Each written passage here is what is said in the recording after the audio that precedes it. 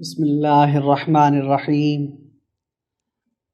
آج آپ حضرات کے سامنے دعا کی فضیلت اور دعا کی اہمیت کے عنوان پر کچھ بات کرنا چاہتا ہوں۔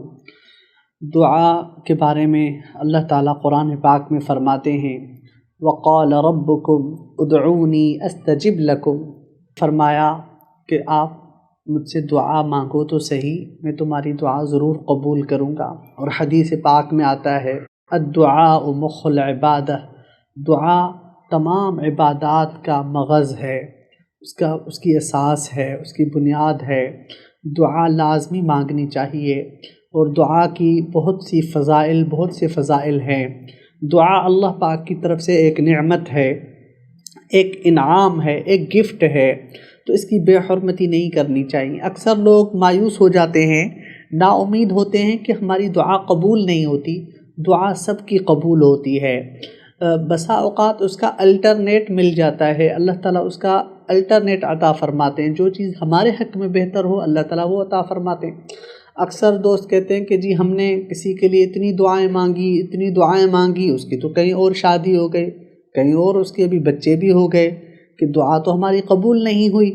تو اللہ تعالیٰ نے آپ کے حق میں جو بہتر فرمایا ہے وہ اللہ تعالیٰ دعا آپ کی ضرور قبول فرماتے ہیں، اور اس کا بدلہ ضرور عطا فرماتے ہیں۔ رد اللہ تعالیٰ دعا نہیں فرماتے۔ ماں کی دعا اولاد کے حق میں قبول ہوتی ہے۔ دعا کے کچھ اوقات ہیں، ہر نماز کے بعد اکثر لوگ نماز پڑھ کے فوراً نکل جاتے ہیں مسجدوں سے، اس طرح نہیں۔ نماز کے بعد کا جو ٹائم ہے وہ قبولیت کی دعا کا ٹائم ہے۔ اسی طرح جو ہے اذان کا ٹائم ہوتا ہے، ہم بات کر رہے ہوتے ہیں، اس ٹائم اذان ہو رہی ہوتی ہے۔ اس کا خیال رکھا جائے کہ اذان ہو رہی ہو، اس وقت جو بندہ دعا مانگے وہ قبول ہوتی ہے۔ نماز کے بعد جو بندہ دعا مانگے وہ قبول ہوتی ہے۔ تہجد کے ٹائم جو بندہ دعا مانگے وہ قبول ہوتی ہے۔ صبح ماں باپ کی زیارت کر کے جو دعا بندہ مانگے قبول ہوتی ہے۔ درود شریف اول آخر جو بھی پڑھ کے دعا مانگی جائے وہ دعا مہر کے ساتھ بالکل اس کے اوپر ٹھپا لگ جاتا ہے کہ یہ دعا ضرور قبول ہوگی۔ اللہ تعالیٰ ہمارے پیارے پیغمبر کیا درود اس کو ایسے نہیں چھوڑتے، ضرور قبول فرماتے ہیں اللہ تعالیٰ۔ تو اسی پر ہی میں اپنی گزارشات کو اختتام کرتا ہوں۔